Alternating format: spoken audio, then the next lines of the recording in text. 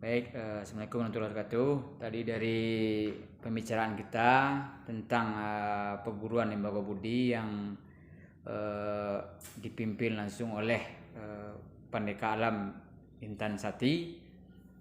Jadi dari gambaran-gambaran yang beliau sampaikan, kita akan coba sedikit lihat gambaran tentang langkah-langkah ataupun teknik secara sekilas yang ada di Lembaga Budi. Dari perjalanan beliau mempelajari silek dari awal gitu. Nah, mungkin bisa diperagakan Bapak Intan Sati mungkin dari langkahnya gitu kan, atau seperti apa gambarannya lah kan gitu. Jadi dari kita mulai dari awal ya. Yeah. Itu mulai dari langkah dua kinari. Langkah dua kinari itu dimulai dari silek batino. Silek batino Karena ya. menurut tuturan dari kakek buyut saya, bapak saya yang memiliki silek langkah dua kinari ini, hanya yang betina yang bisa melahirkan anak. Artinya kita baru lahir itu tidak langsung berdiri. Ya, dari awal dulu prosesnya. Di prosesnya mungkin posisi kita seperti ini. Seperti ini dulu. Seperti ini. Nah, kemudian adatnya dulu kita pakai adatnya.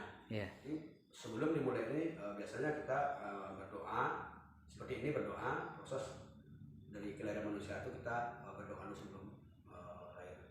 Kemudian kaki kanan dulu kita tekuk ke bawah. Artinya setiap pelangkahan itu kita mulai dari kanan.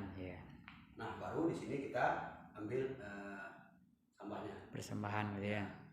Kemudian baru kaki kiri sini. Ini dan sambah lagi 2. Karena menurut kajian yang udah pakai itu kita diciptakan berpasang-pasangan kiri kanan. Nah, kemudian baru kita main. Di sini seperti ini dulu. Lapisnya sini. Sikap pasang ya. Sikap pasangnya sini, tidak bisa lepas ini. Ketika di sini lagi. Nah, sini lagi, baru separuh, agak separuh.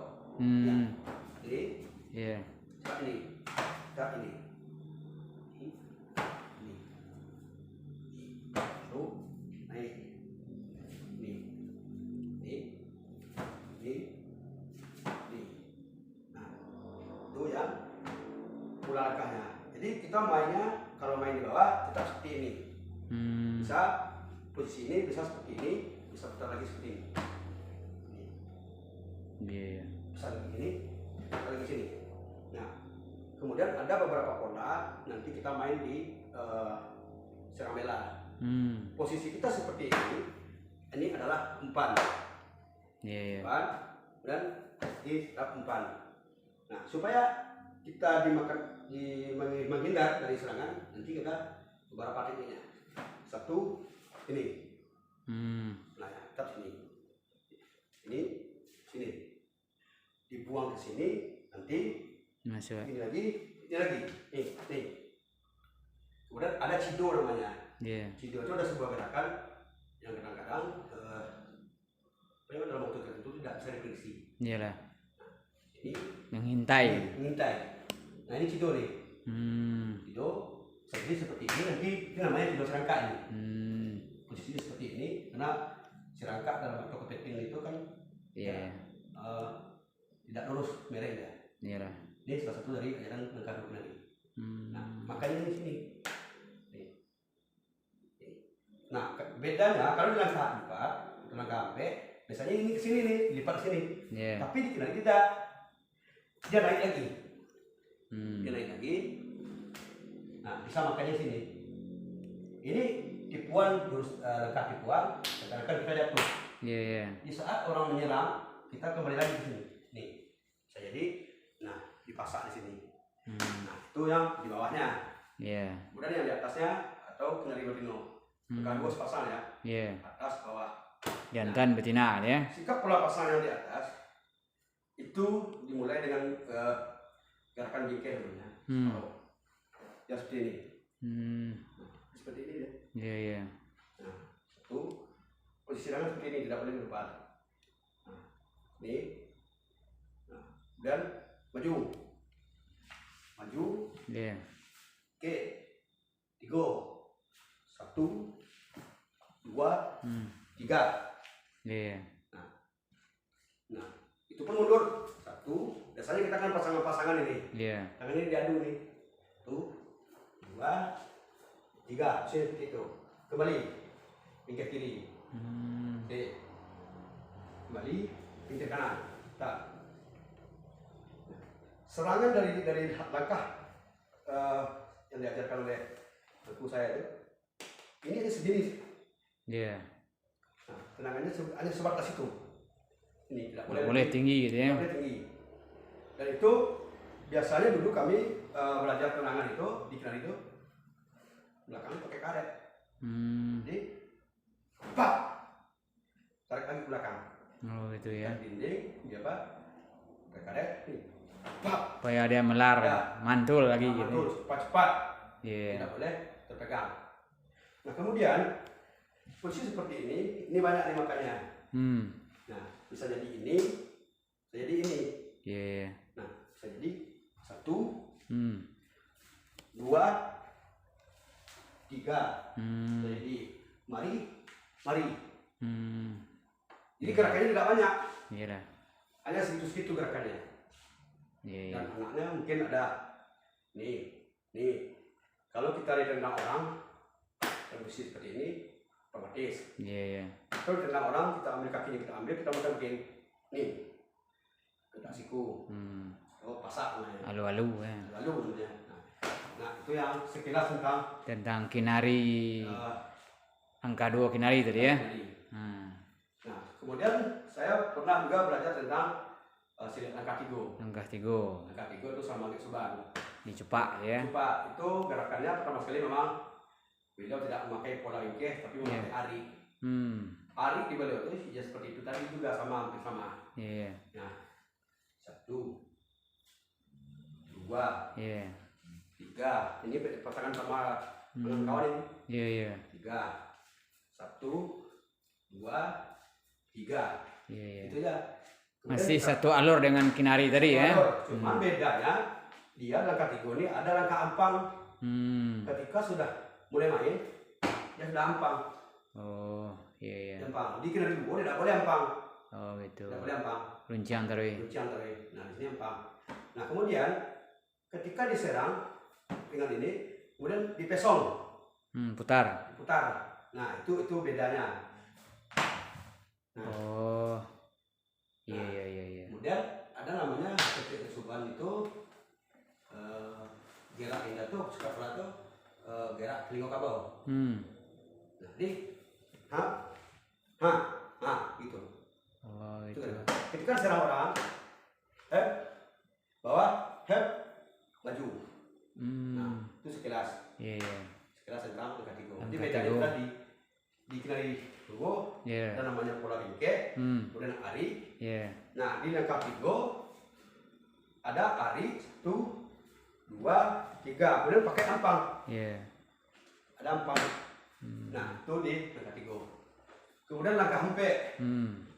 Saya mengambil 2004 itu silat langkah hempe cepat. Ya. Nah, pola dasarnya begini dia. Nah, kaki. Ini ada kajiannya. Nah, seperti ini. Kata guru saya itu, kalau kita sedang emosi, tahan dulu. Ingat, orang sabar itu bukan takut. Ini ada nih. Nah, kenapa kita menahan? Karena kita tegak di yang satu. Artinya kita bertuhan. Ada yang esa Tuhan. Iya betul. Nah, itu yang cepat. Ada juga mainnya pola gadwe. Atau pola langkahnya. Kami memakai seperti ini. Persambahan itu ya. Persambahannya. Baru pakai gelek.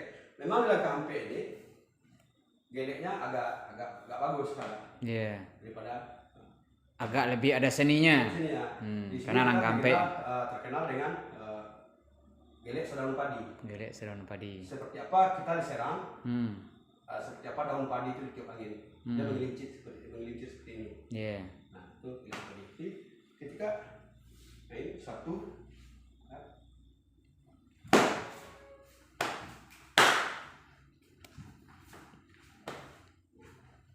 Langkahnya runcing terus. Tidak boleh diubah. Nah, mulai sini. Nah, ada pula pola main seperti ini.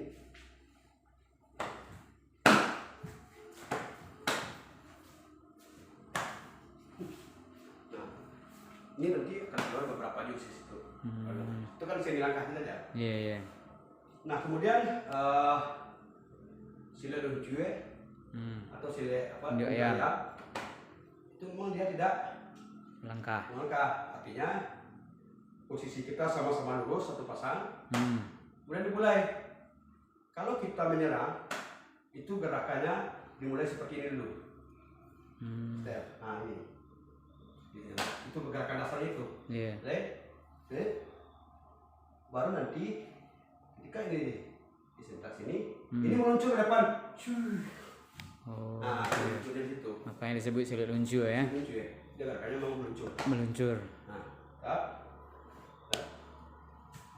tuh. Ini meluncur pun nanti di badan ambilnya meluncur juga. Nah, kaki ini setiap gerakan, setiap jurus yang dimainkan, kaki ini pasti dipinggang, meluncur ke bawah sampai pada lipatan ini dia di sini. Tak. Jadi gerakannya cepat. Ini set.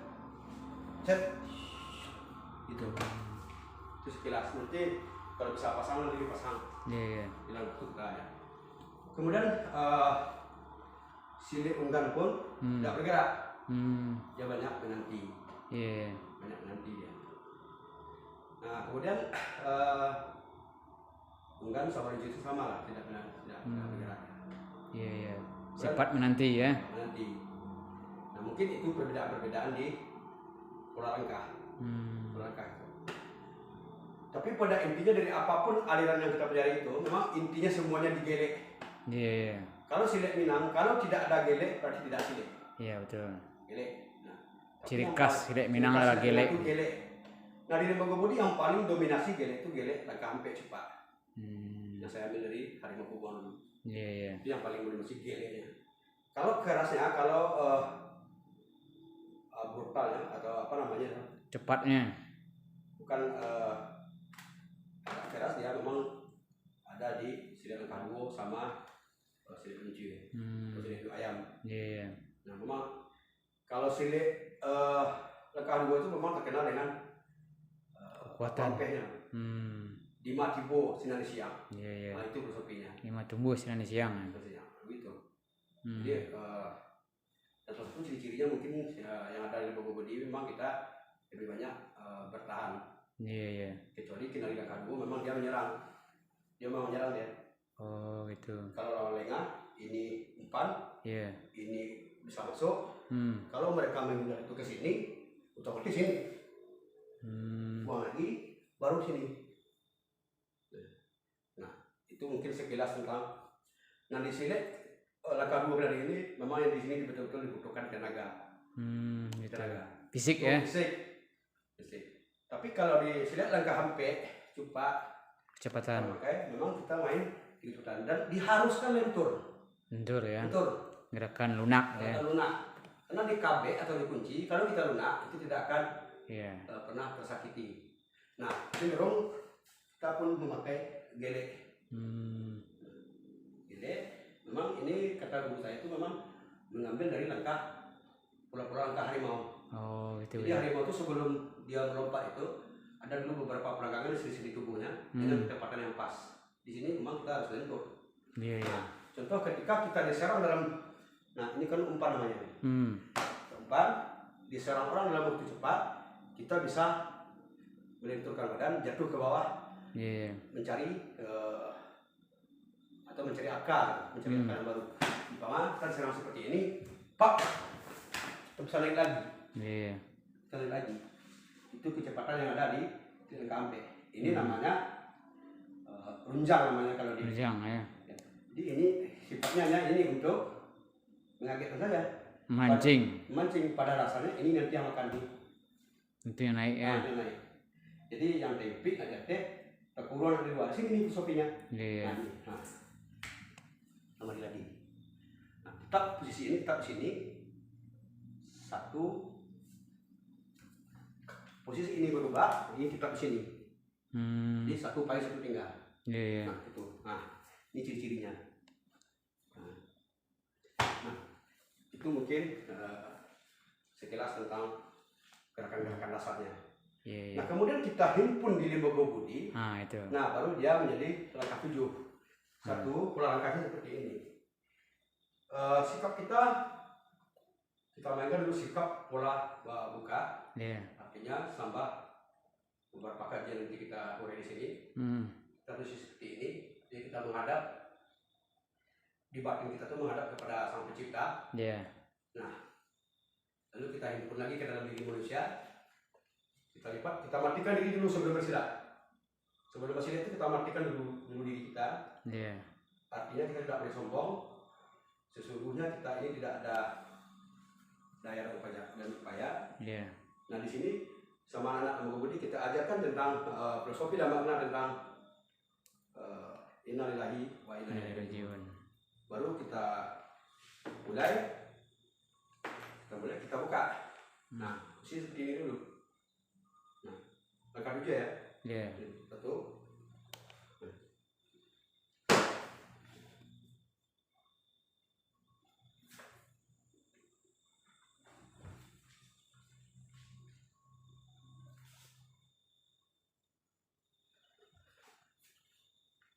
Gabungan dari beberapa pola langkah tadi ya.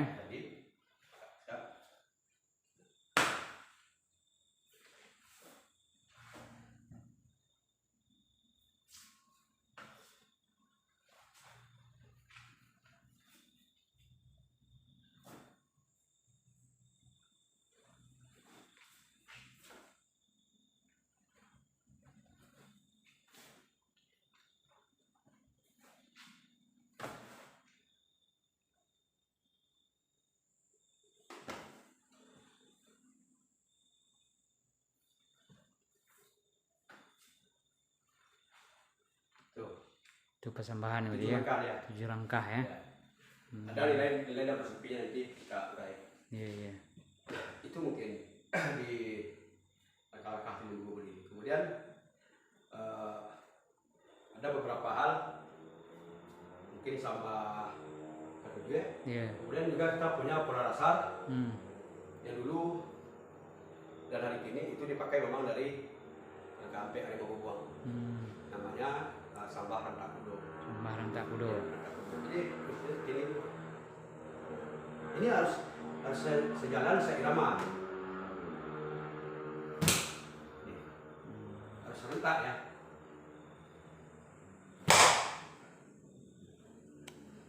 Rentak kudo ya.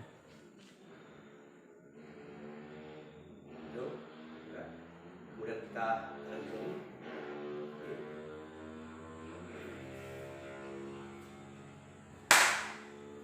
Nah, ini semua tahun ya.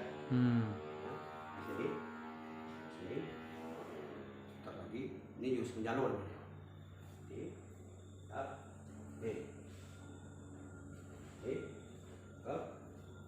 Baru turun lagi. Semua spesifik. Jadi mungkin itu dulu gerakan-gerakan.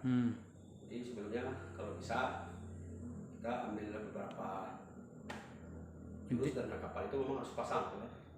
Bisa dicontohkan? Contohkan stek gitu tentang petangkoan saya kok dari bisa. Kau carilah waktunya. Harus menguasai lah nanti dapat persegi. Itu. Oke, itu gambaran dari pola langkah dari berapa gabungan dari berapa aliran tadi yang sekarang dihimpun di lembaga budi yang tadi sampai terakhir muncul menjadi langkah 7 ya tadi ya.